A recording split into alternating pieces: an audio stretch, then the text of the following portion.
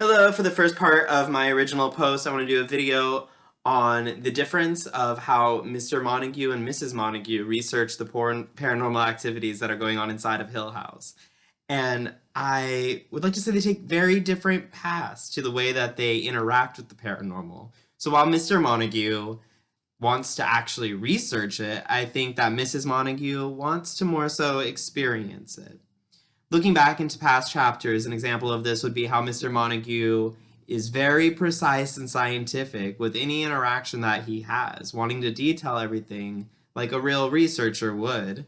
Back in chapter 5, section 4, for example, they are investigating the cold spot, and he already is saying he needs a measuring tape, a thermometer, he needs chalk to outline the exact perimeter of where that cold spot is, already making what you would call a hypothesis, saying maybe it intensifies at night, we should come back.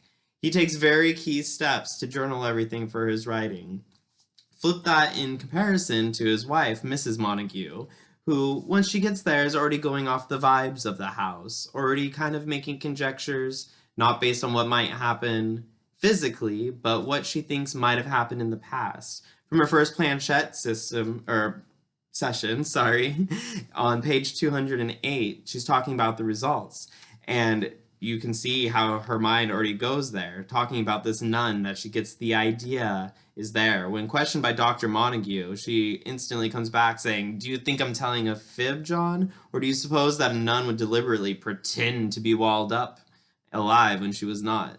She doesn't have any evidence for this. There's no real research. She's just kind of going with the feelings of what she's experienced, making sure that her interaction with the paranormal is kind of based on her own ideas.